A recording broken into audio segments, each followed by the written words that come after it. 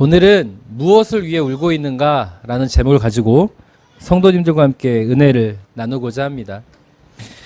제가 이번 주에 제 마음이 무너져 내렸어요.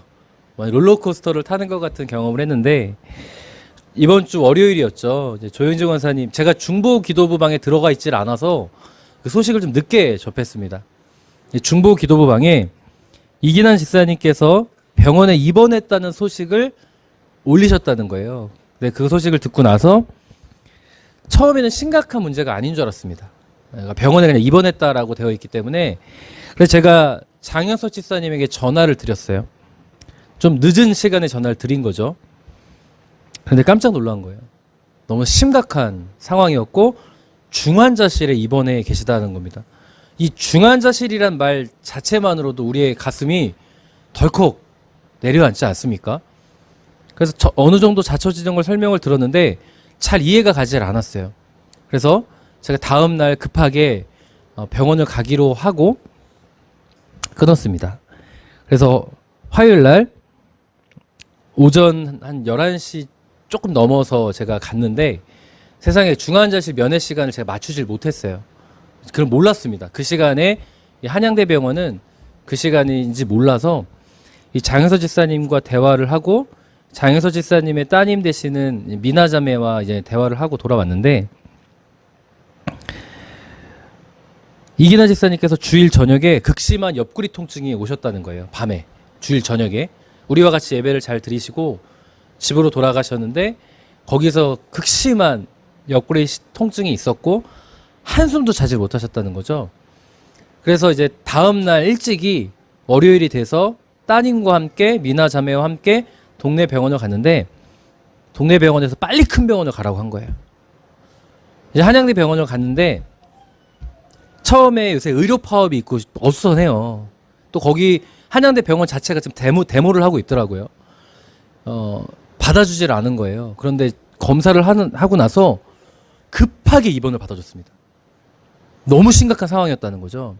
그리고 어떻게 걸어올 수 있냐고. 당장 휠체어를 태우라고 해서 휠체어를 타고 입원을 했는데 바로 중환자실 입원했습니다. 왜 그랬냐면 폐혈증이 생기신 거예요. 성도님들, 폐혈증의 사망 확률 혹시 알고 계십니까? 폐혈증이 생기면 30%에서 50%가 폐혈증으로 사망해요. 제 군대에 있을 때 제 옆에 있던 친구가 폐혈증이 있어서 부대가 발칵 뒤집혀진 기억이 제가 또렷이 납니다. 심각했어요. 근데 장현서 집사님에게 그런 정도 얘기 듣고 그래도 병원에 왔으니 저는 잘 치료받으면 되는 줄 알았어요. 처음에 장현서 집사님과도 그렇게 생각을 했고, 처음에 치료를 못 받은 이유가 너무나 저혈압이 심하다 보니까 치료를 못 받는 상황이었다는 거죠. 그래도 화요일 날 찾아뵀을 때 오후 1시 반에 의사 면담을 하기로 했대요. 그래서 저는 잘 치료받으면 되니까 걱정하지 말라고 하고 돌아왔어요. 근데 그날 오후 1시 30분에 의사 면담을 하고 장현서 집사님이 저에게 전화를 하셨는데, 전화하자마자 저한테 뭐라고 하는지 아세요? 목사님, 어렵대요. 죽을 수도 있대요.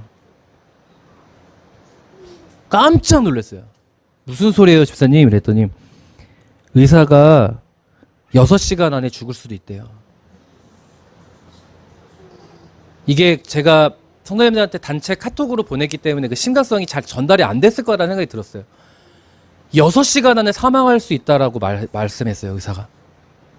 왜냐하면 폐혈증이 발현한 것도 너무 위험한데 내부에 장기가 있지 않습니까? 거기에 염증이 다 퍼진 거예요.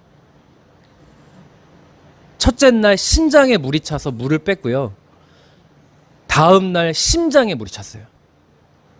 이게 보통 심각한 문제가 아니었습니다. 저 너무 충격을 받아서 집사님을 안심시켜주러 걱정하지 말라고 우리 하나님께 기도하자고 하고 끊었는데, 저도 너무 충격을 받은 거예요. 주일날 건강한 집사님을 뵙고 청천벽력 같은 소식을 들었는데 그 청천벽력이 사망 확률이 90%라는 소리를 들었어요. 잘하면 잘해야 10%의 생존 확률이 있다라고 장효서 집사님한테 이야기한 거예요, 의사가. 원래 의사가 최악의 상황을 가정하고 이야기하긴 하죠. 원래 최악의 상황을 이야기합니다, 의사는. 그럼에도 불구하고 너무나 극단적으로 안 좋은 이야기들을 너무 많이 들은 거예요. 집사님도 마음이 무너져 내렸고, 미나자매는 그 순간부터 펑펑 울기 시작을 했고, 저도 아무것도 손에 잡히질 않았습니다. 우선 단톡방에 급하게 성도님들한테 중환자실에 입원하셨으니까 기도해달라고 보냈어요. 왜냐하면 이걸 어떻게 설명해야 될지 모르겠더라고요, 저도. 이런 위급한 상황이라고 말하기에는 그 장효서 집사님과 이기나 집사님 가정에게 또 다른 제가 가해를 가하는 것 같아서 우선 그렇게 중환자실 입원했으니까 기도해달라고 이렇게 보내게 됐습니다. 저는 이미 그때 사망 확률이 90%라는 걸 알고 있었어요. 성도님들 제가 첫 카톡을 보냈을 때는 그냥 중환자실 입원했으니까 기도해달라는 거였잖아요. 근데 그때가 사망 확률이 90%였습니다. 아무것도 손에 잡히질 않았어요. 카톡을 보내놓고. 근데 그때 하나님께서 저한테 이런 마음의 음성을 주셨어요. 임 목사, 너 지금 무엇을 이렇게 두려워하냐? 무엇을 걱정하냐? 제가 솔직하게 대답했습니다. 하나님, 이기난 집사님이 잘못될 것 같아서 너무나 두렵습니다. 생존 확률이 10%래요. 사망 확률이 90%라는데 하나님, 이기난 집사님 잘못되면 어떡합니까? 너무나 제가 가슴이 진정이 되질 않았어요. 근데 그때 하나님께서 그런 마음의 음성을 주실 때 생각나게 하셨던 본문의 말씀이 바로 생각나게 하신 말씀이 제가 오늘 본문을 잡은 말씀이에요. 바로 나인성 과부의 말씀이었습니다. 나인성 과부의 아들이 죽었다. 이 장례 행렬을 하고 있다는 건 뭐예요? 이미 사망했다는 거잖아요. 그 죽었다. 나인성 과부의 죽었음에도 불구하고 다시 살아난 이야기를 생각나게 하셨어요. 성도님들, 진짜 신앙이 드러날 때가 언제인지 아세요? 진짜 신앙? 우리가 진짜 믿음이 있는가 없는가가 드러날 때가 언제인 줄 아십니까? 네.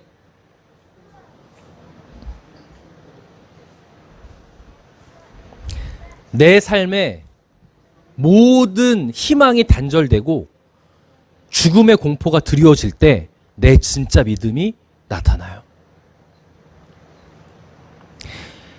사랑하는 성도님들, 신앙생활하면서 우리가 고난을 만나면 어떻게 해야 되죠? 제가 설교를 통해서, 우리의 교제를 통해서, 또 양육을 통해서 성도님들 잘 알고 계실 거예요. 우리가 고난을 만나면 뭐 해야 됩니까? 그쵸? 기도해야 되죠. 누구에게 기도해야 돼요? 하나님께 간절히 맡기고 기도해야 돼요. 그런데요, 그 지식이 있음에도 불구하고요, 너무 버겁고 이 죽음의 공포를 만나면요, 성도님들, 너무 큰 어려운 문제를 만나면 지식이 있음에도 불구하고 뭘 어떻게 해야 될지 몰라요. 제가 그랬다니까. 저 목사잖아요. 하나님을 아는 지식이 그래도 꽤 있잖아요. 장효서 집사님에게 그 소식을 듣고 기도해야 되는 지식이 있잖아요. 성도님들한테 기도하라고 카톡을 보냈잖아요. 아무것도 못했어요. 뭘 어떻게 해야 될지 몰라서 저 그냥 울었습니다. 너무 슬펐어요. 어떡하지? 이 말밖에 안 나왔어요. 우리 이기난 집사님 어떡하지? 너무 불쌍해서 어떡하지? 이기난 집사님이 너무나 불쌍했어요. 그냥 눈물만 났어요.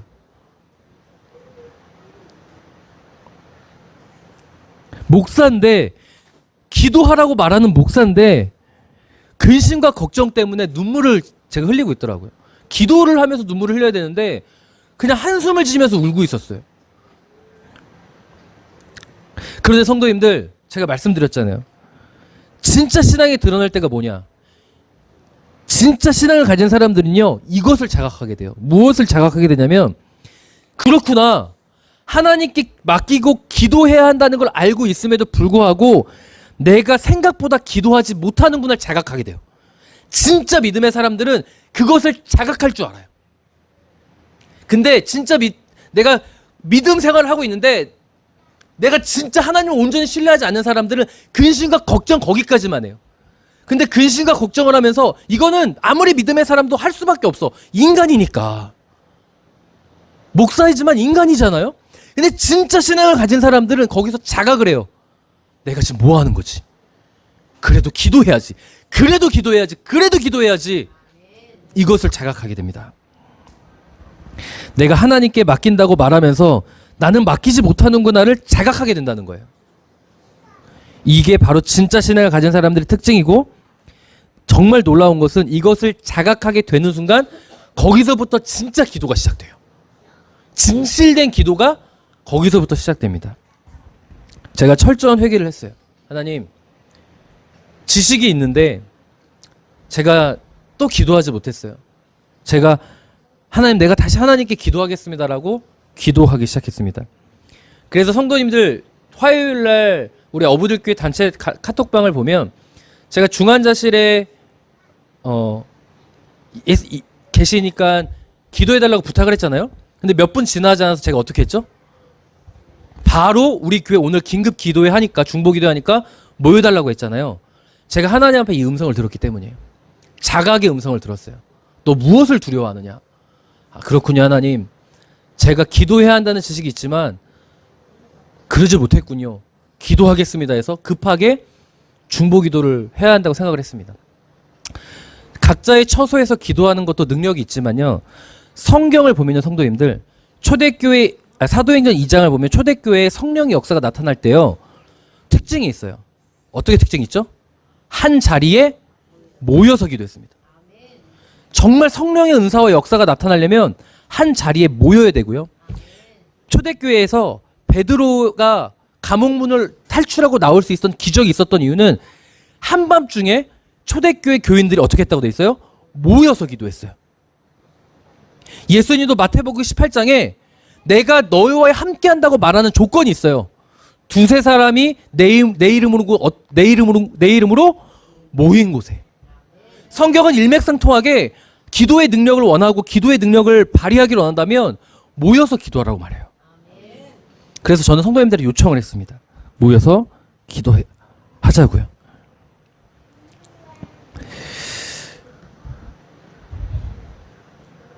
그때부터 기도해야 한다고 제가 모이자고 말한 다음부터 제가 울음이 바뀌었습니다. 어떤 울음이 바뀌었냐면, 하나님, 이기난 집사님 불쌍해서 어떡해요 라고 울다가, 하나님, 우리 교회가 하나님의 은혜를 다시 붙잡겠습니다라고 울기 시작했어요.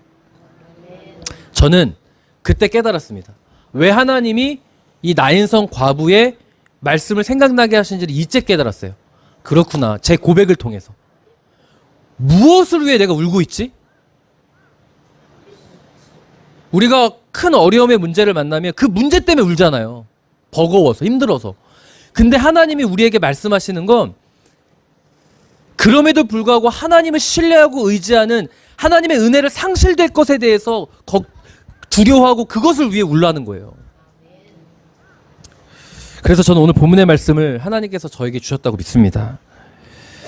자, 예수님께서 본문을 보면 나인성으로 가실 때 나인성에 사는 한 과부를 만나죠. 근데 그 만남은 참 안타까운 상황이었습니다. 과부의 독자 하나밖에 없는 아들이 죽은 상황이었어요. 그 아들의 장래 행렬이었죠. 아들의 죽음으로 인해서 그 어머니는 모든 것을 상실된 그 상실감을 갖게 됩니다. 하염없이 울었겠죠. 눈물이 날 수밖에 없어요. 성도님들, 독자가 죽었다는 거 상상이나 할 수 있습니까?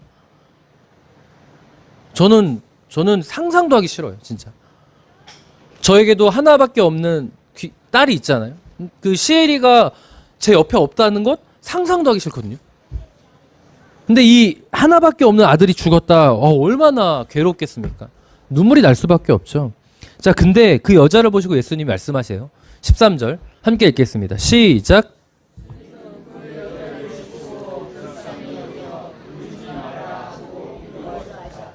아멘. 예수님은 그 여인을 보시고 울지 말라고 하세요. 성도님들, 예수님이 그 여인을 보시고 울지 말라고 위로하셨대요. 질문해 볼게요. 자, 울지 마라 라고 할 때 이게 위로가 될까요, 안 될까요? 돼요? 안 돼요? 자, 된다. 된다, 손 들어보시죠. 좋습니다. 선우와 박정수 집사님, 자, 안 된다. 좋습니다. 자, 우리는 예수님이 아무리 말씀하셔도 위로를 못 받는 존재들이군요. 우리 어부들교회는 예수님이 아무리 위로해 주셔도 그게 무슨 위로야? 라고 하는 사람들. 좋습니다. 사실요, 성도님들, 극한의 상황을 만날 때 누군가 나한테 와서 야, 힘내, 괜찮아 라고 말하는 거, 그 말 들을 때 속으로 어떤 생각을 하세요? 위로가 돼요? 저는 그때 어떤 생각을 하냐면, 저는 그래서 제가 우리 어부들교회 목회하나 봐요. 저도 위로가 안 된다고 손 들었거든요. 우리 예수님이 아무리 위로하셔도 난 위로가 안 되라고 말하는 게 저예요. 저는 뭐라고 말하냐면 괜찮아, 힘내 라고 말하잖아요. 속으로 그 입 좀 다물어라. 실제로 제가 그 지하에 개척교회 처음 했을 때 친구들이 와서 막 야, 하나님이 너와 함께 하잖아, 하나님이 채워주실 거야 라고 말하는데, 그때 아무도 없을 때예요. 성도님 아무도 없을 때 3년째 그러고 있는데 그 얘기를 하니까 여기서 부하가 끌어오르는 거예요. 네가 해봐 임마. 이 말이 여기까지 올라왔었습니다. 그런 관점을 적용해 보자면 사실 예수님께서 이 여자는 지금 충분히 울어야 되는 상황이에요. 너무 슬플 수밖에 없잖아요. 그러면 우선 말하기보다는 그냥 기다려주고 토닥여주는 게 진짜 위로가 될 거예요. 지금 많이 울어야 되는 상황이니까. 그럼에도 불구하고 예수님께서 울지 말라고 했어요. 자, 그럼 질문해 볼게요. 다시. 예수님이 이렇게 말하는 게 상대방의 마음을 헤아리지 못하면서 하는 말일까요? 네? 불쌍히 여겨. 자, 그 불쌍히 여기면 토닥여줘야죠. 왜냐하면 이 여인은 어쨌든 우리와 같은 인간이잖아요. 지금 제가 질문했던 이 의도를 잘 파악하셔야 돼요. 이렇게 말해도 위로가 된다라는 건 아주 극소수예요. 보편적으로 우리 대다수가 울지 말라고 하는 것이 위로가 안 된다고 말하면 인간사에서는 이렇게 표현하기보다는 기다려주고 토닥여주는 게 더 위로를 얻는다는 거죠. 예수님도 하나님이시지만 인간으로 내려오셨고 인간들의 문화를 알아요. 자, 그런 관점에서 보자면 예수님이 그 여인의 마음을 헤아리지 못하면서 한 행동인 거 아닙니까? 그렇지 않아요? 그럼 왜 그랬겠냐는 거예요. 왜?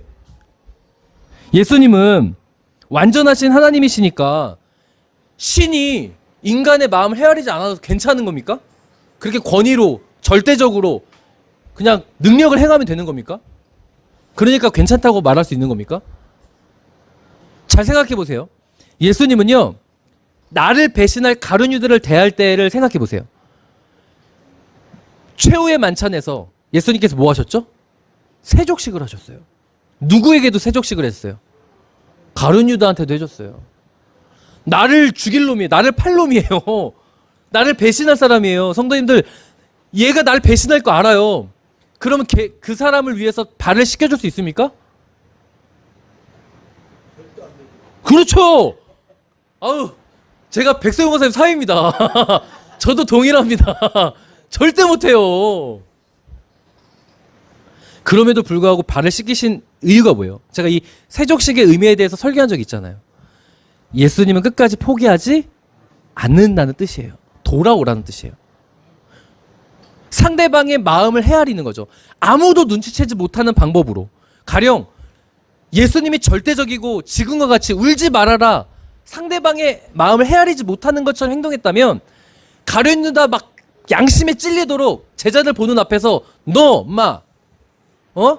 네 제자란 놈이 다른 제자들 좀 봐라, 다른 애들은 그렇게 행동하지 않는데 너 왜 그러냐라고 하면 할 수 있어요, 없어요?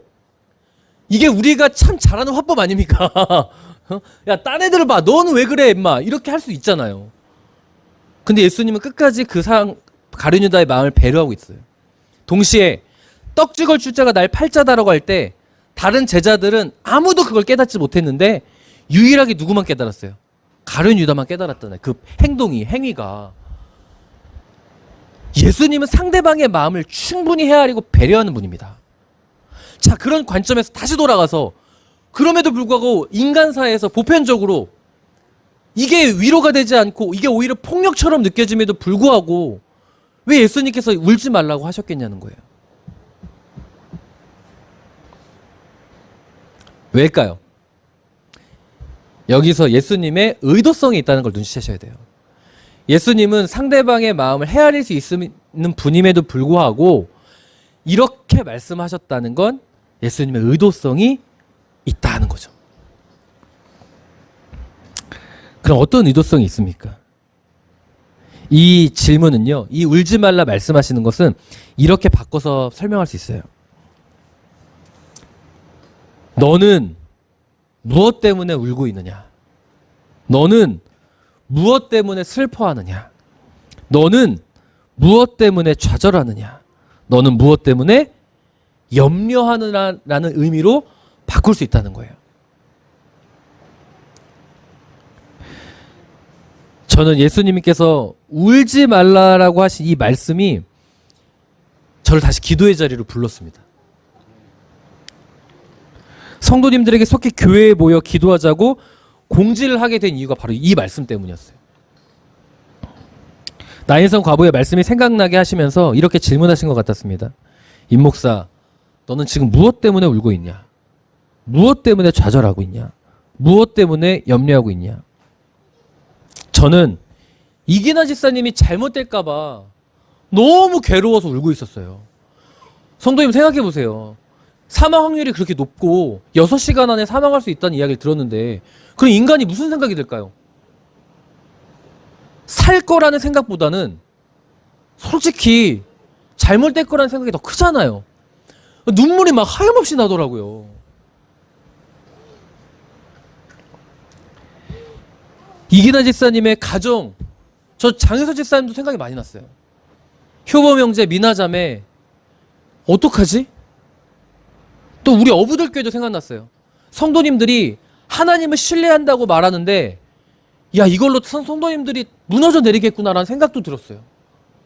그러니까 막 복합적으로 막 너무나 괴롭더라고요. 근데 예수님께서 그렇게 울고 있는 저를 향해, 그렇게 울고 있는 나인성 과부를 향해서 말씀하신 것 같았다니까요. 야, 좀 울지 마라.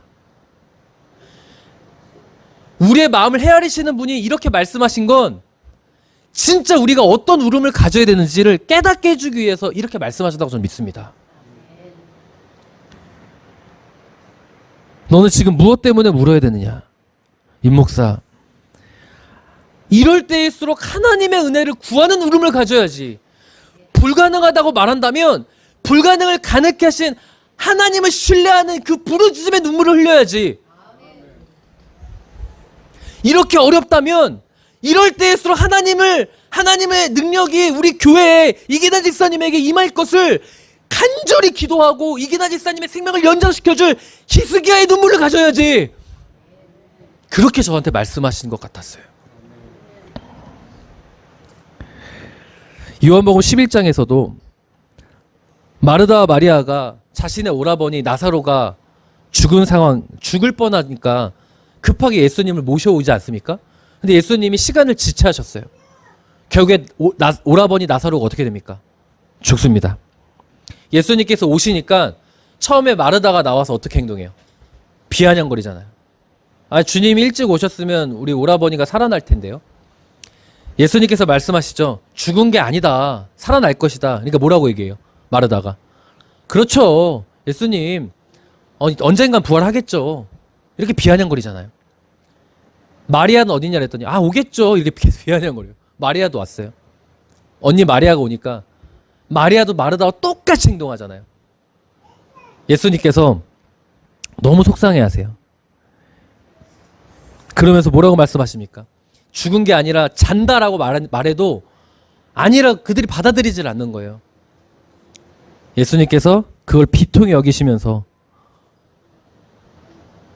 예수님 앞에 예수님과 마르다와 마리아가 나사로를 만나러 갔어요. 그때 마르다와 마리아가 나사로를 보고 어떻게 하죠? 죽은 나사로를 보고 펑펑 웁니다. 요한복음 11장에.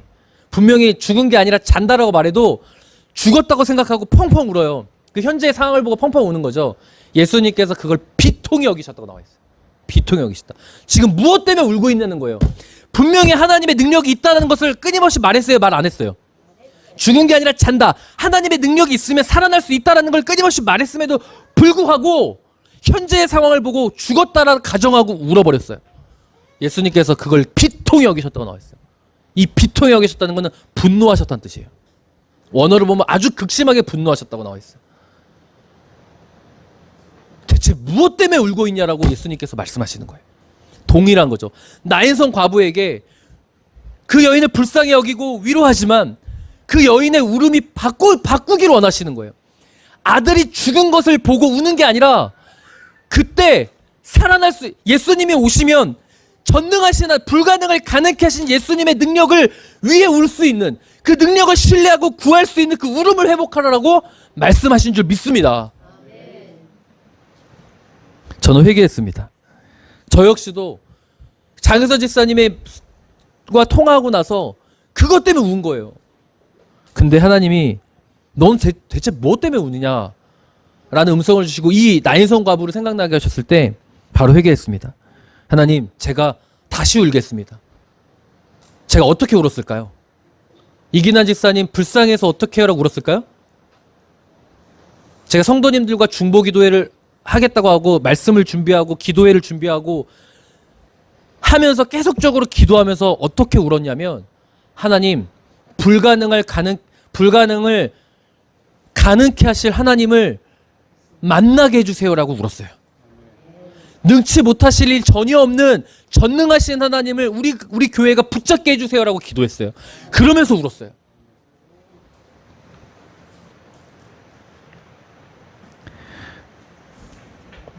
실제로 우리가 중보기도회를 하면서, 이번 중보기도회 아직 끝난 거 아니에요. 성도들 오해하지 마세요. 저희는 치유가 될 때까지 기도할 거고, 또 당장 이제 우리가 김현미 집사님도 19일날 병원을 가고 27일날 결과를 봐요. 그리고 이 자리에서 또 한 가지 말씀드릴게요. 박판기 집사님께서 28일날 뇌 CT를 찍으세요. 대동맥이 45%가 막혔어요. 성도님들, 이 대동맥이 막혔다는 건 뭔지 아시죠? 혈전이 끼면요, 성도님들 굉장히 위험해요. 기도해 주셔야 돼요. 기도해 주십시오. 앞에 계신 인태 장로님이요, 허리 디스크 수술을 하셔야 된대요. 근데 허리 디스크 수술도 그것도 문제겠지만 췌장의 수치가 너무 올라와서 의심되고 있어요, 지금. 네. 기도해 주십시오. 우리가 이렇게 아프신 성도님들이 너무 많아요. 무엇을 위해 우시겠습니까? 그 현재의 상황을 보고 어떻게 하고 우시겠어요? 이럴 때일수록 우리가 함께 모여서 하나님의 능력이 임하기를 울어야 될 줄 믿습니다. 예수님이 울지 말라고 하신 건 우리에게 다시 물으시는 거예요. 무엇을 위해 울고 있는가?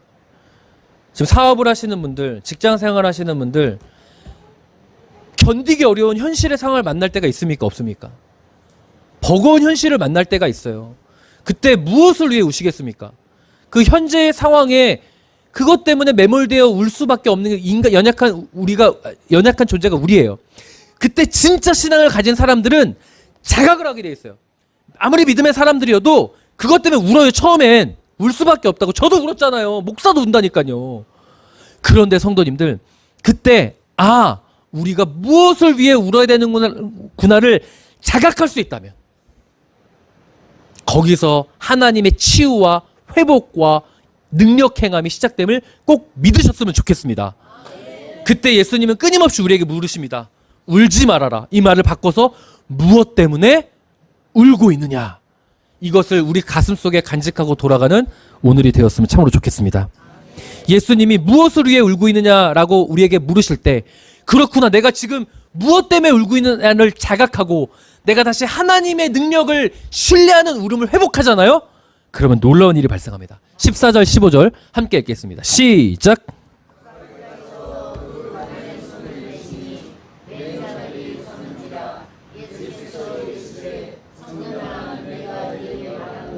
일어나라 하심에 죽었던 자가 일어나 앉고 말도 하거늘 예수께서 그를 어머니에게 주시니.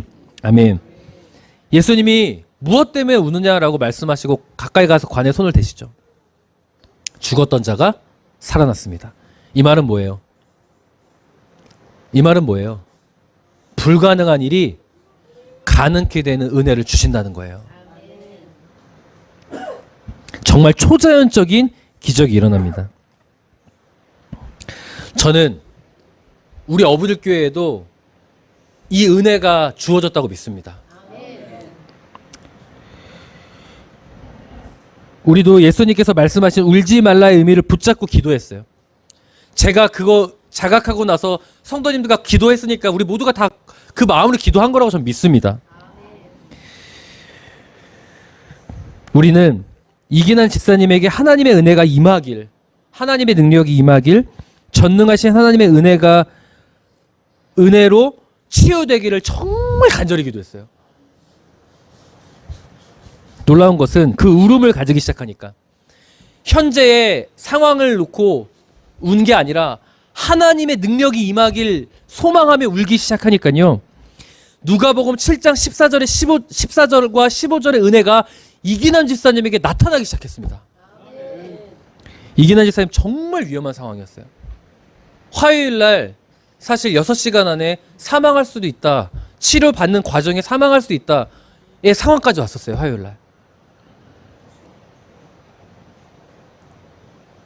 심장에 물이 찬 것뿐만 아니라 제가 수요일 날 갔을 때는 심장에 물을 뺐어요. 심장에. 성도님들, 그 심장에 물이 찼다는 게 얼마나 위험한 거 아시죠, 성도님들? 수요일 날, 화요일 날 염증의 수치가 36이었어요. 사람이 정상 그 염증 수치가 0.5라고 합니다. 0.5. 그러니까 0.5가 정상인데 10만 돼도 얼마나 위급하겠어요. 근데 36이 됐는데 그 염증이 온몸의 장기로 퍼졌다니까요. 화요일 날 기도하고 수요일 날 갔는데 수요일 날도 36이었어요. 호전이 되지 않았습니다. 장혜서 집사님에게 의사가 말했대요. 뭐라고 말한 줄 아십니까? 그분이 믿음이 있는지 없는지 모르겠어요. 의사가. 지금은 신의 도움이 없이는 어렵습니다. 신이 도와주셔야 된다라고 말했대요. 저는 그 말 드니까 응답받은 것 같은 기분 들더라고요. 아, 신이 도와주셔야 돼? 그럼 우리 하나님이 하시면 되지. 제가 장현서 집사님한테 하나님이 치유하실 거니까 믿으라고 했어요. 아멘 하셨어요. 근데 장현서 집사님 오늘 회개하셔야 돼. 저 옆에서 대화하는데 의사가 항생제를 잘 써서 호전됐대요. 제가 그래서 따끔하게 뭐라 했어요. 저보다 연세 많으신데 집사님 무슨 말씀 하시는 거라고 했어요. 하나님이 하신 겁니다. 하나님이 그 우리가 어떻게 기도했어요? 의사의 손을 붙잡아 달라 기도하고 의사에게 지혜를 달라 기도했잖아요. 하나님이 하신 거예요. 의사가 자기 입으로 말했잖아요. 인간의 힘으로 할 수 없고 신의 도와주신다고 말했는데 그 사람이 뭐 항생제 잘 썼다고 뭐 됩니까? 하나님이 하신 거예요. 할렐루야. 수요일 날요 36에 있을 때 제가 미신 척하고 선포했어요. 제가 뭐라고 선포한 줄 아세요, 성도님들? 그 기도에 참석하신 분들 아시죠? 제가 염증의 수치가 어떻게 되게 해달라고 기도했어요. 20 이하로 떨어지게 해달라고 기도 선포했어요. 목요일 날 오전에 염증 수치 몇 나온지 아십니까? 16 나왔습니다. 화요일, 수요일 염증 수치가 변화가 없었어요. 장현서 집사님 항생제 써서 떨어진 게 아니라 우리가 하나님께 기도해서 16으로 떨어진 줄 믿습니다.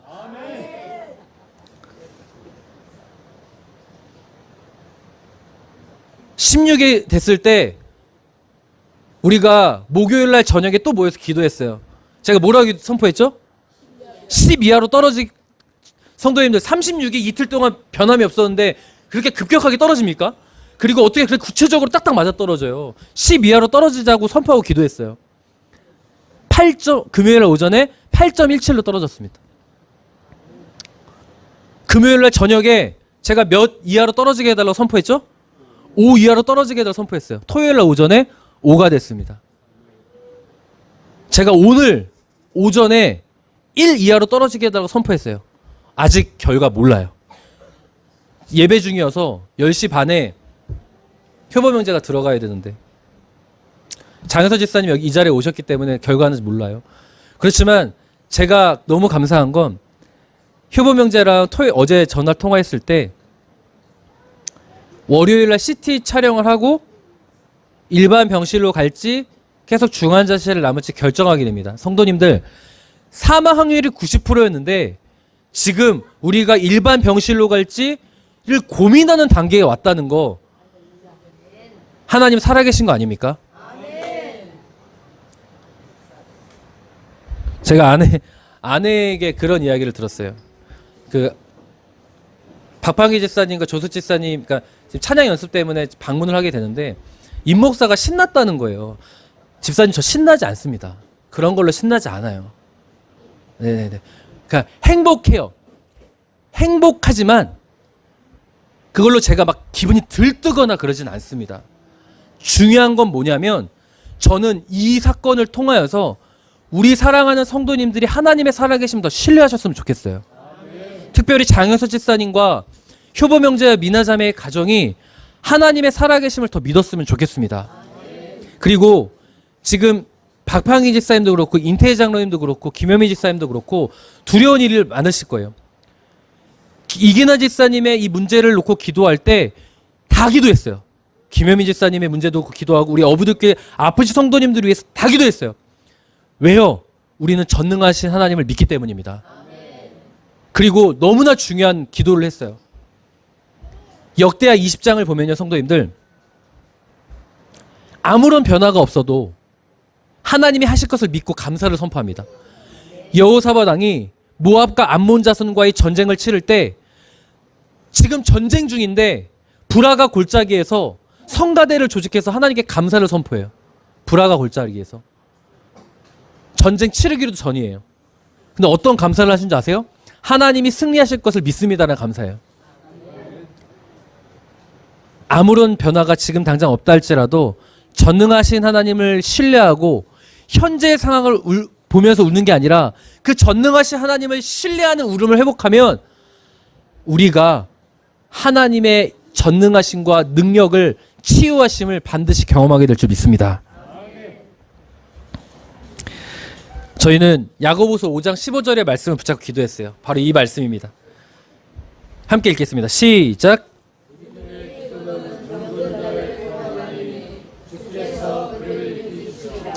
혹시 죄를 범하였을지라도 사하심을 받으리라. 아멘. 믿음의 기도는 병든 자를 구원한대요.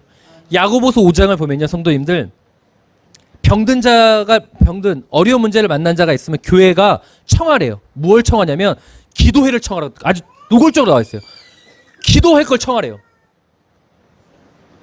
근데 그 병든 자가 뭐냐면 지금 인간의 힘으로 치유하기 어려운 문제를 만난 병든 자예요. 그러면 교회가 청하래요. 함께 모여서 기도할 걸. 그리고 믿음의 기도를 드리래요. 이 믿음의 기도는 무슨 기도인지 아세요? 하나님이 전능하심을 선포하는 믿음이에요. 불가능을 가능케 하심을 믿는 믿음이에요. 정말 믿으면, 정말 하나님의 치유와 하나님의 전능하심을 정말 신뢰하면요, 성도님들, 지금도 기적이 일어나요. 초대교회 보세요. 사도행전 보면요, 2장, 3장, 5장, 9장, 11장 쭈루룩 정말 초자연적 기적이 일어나요. 그거 어떻게 설명할 거예요? 지금 시대는 초자연적 기적이 많이 일어나요, 안 일어나요? 거의 안 일어나요. 그러니까 우리의 이해로 보면은 그 사도행전 이야기가 허구로 느껴져요. 소설처럼 느껴진다고요. 성도님들, 하나님이 우리가 이렇게 오해할 걸 알까요, 모를까요? 아심에도 불구하고 성경에 그것을 왜 다 기록해요? 그러면 사실 이 인간의 이성이 발전하면 발전할수록 그런 관점으로 제시하기보단 인간이 이해할 수 있는 이성적 깨달음의 문제로 사도행전을 기록하시면 수많은 독자들이 아멘 할 거 아닙니까? 그럼에도 불구하고 그래서 받아들이기 어려운 그런 신비로운 이야기를 왜 계속적으로 기록해 놓겠어요? 과학이 발전할 거 하나님 모르실까요? 시간의 주관자신 하나님께서 모르실까요? 그럼에도 불구하고 왜 그걸 기록했겠어요? 그게 사실이기 때문이에요. 그리고 동시에 언제나 어디서나 그런 기적이 일어날 수 있다는 것을 가르쳐주고 싶기 때문이에요. 초대교회는요, 하나님의 기적이 상식이 되는 시대였어요. 상식. 지금은 그게 상식이 아니잖아요. 풍기 현상이잖아요. 근데 어떻게 상식이 될 수 있었는지 아십니까? 그들이요, 성령을 사모했어요. 사도행전 2장을 보면 성령을 받고 나서부터 그들에게 은사가 나타나는 거예요. 고린도전서 12장 9절을 보니까 성령의 은사 가운데 무슨 은사가 있어요? 병고침의 은사가 있어요. 신유의 은사가 있다고요. 성경은 하나님의 말씀대로 다 이루어집니다. 그래서 기도했어요. 하나님, 우리 어부들교회 이기나 집사님에게, 김현미 집사님에게, 박판기 집사님에게, 인태 장로님에게 신유의 은사가 나타나길 기도했어요. 그리고 정확히 기도했어요. 이따가 오후에도 정확히 기도할 거예요. 김현미 집사님의 상황을 놓고도 정확히 기도했어요. 화살 기도라고 해서 이기나 집사의 상황을 놓고 정확히 기도했어요. 그렇기 때문에 염증의 수치까지 제가 노골적으로 이야기했어요. 기적이 품귀 현상이 아니라 우리는 초대교회처럼 성령의 은사를 사모하며 기도했기 때문에 지금 우리가 기도한 모든 것들이 응답받을 줄 믿습니다. 이기난 집사님과 동시에 김현미 집사님 두려워하지 마십시오. 인태장님 두려워하지 마시고 박방희 집사님 두려워하지 마세요. 아프신 분들 두려워하지 마십시오. 우리가 믿음의 기도를 통하여 하나님의 살아계심이 우리에게 증거될 줄 믿습니다. 제가 이번 파리 올림픽 때 굉장히 감동받은 장면이 있습니다. 성도님들 혹시 여자 탁구 보셨나요? 여자 탁구 단체전 보셨어요? 그 신유빈 선수 삐약이 아시죠? 참 귀엽게 생겼더군요. 바나나 먹는 그 모습이. 저도 그 동메달 결정전을 보면서 막 손에 땀을 쥐었어요. 근데 제가 굉장히 인상 깊게 보았던 장면이 뭐냐면 그 동메달 결정전 때 신유빈 선수, 전지희 선수, 이은혜 선수가 뭐 한 줄 아세요? 셋이 모여서 기도했어요.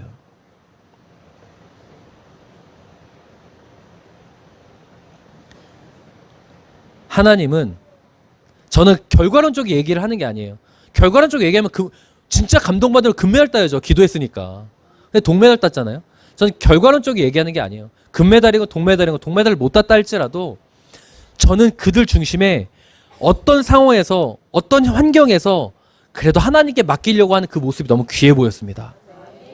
하나님은 그 모습을 통하여서 동메달을 따고 안 따고를 떠나서 그 여자 탁구 대표팀에게 우리 많은 사람들이 열광하게 만든 건 바로 그들이 하나님 중심으로 갔기 때문이라고 저는 믿습니다. 성도님, 오늘 이 질문을 간직하고 돌아가실 수 있으면 좋겠어요. 당신은 무엇 때문에 울고 있습니까? 나인성 과부에게 질문하셨던 위로하셨다고 말씀하신 울지 말라의 이 질문 앞에 우리가 다시 기도할 수 있었으면 좋겠습니다. 하나님, 내가 하나님을, 전능하신 하나님을 신뢰하는 울음을 회복하게 해주십시오. 불가능한 일을 가능케 하시는 그 하나님을 믿는 믿음의 울음을 회복하게 하여 주십시오라고 기도할 수 있었으면 좋겠습니다. 이 시간에 찬양하고 잠시 기도할 텐데요. 왜 슬퍼하느냐 찬양하고, 하나님, 제 안에 하나님을 향한 울음, 현재의 상황을 보고 우는 울음이 아니라 하나님을 신뢰하는 울음이 회복되게 해주세요라고 기도할 수 있었으면 좋겠습니다.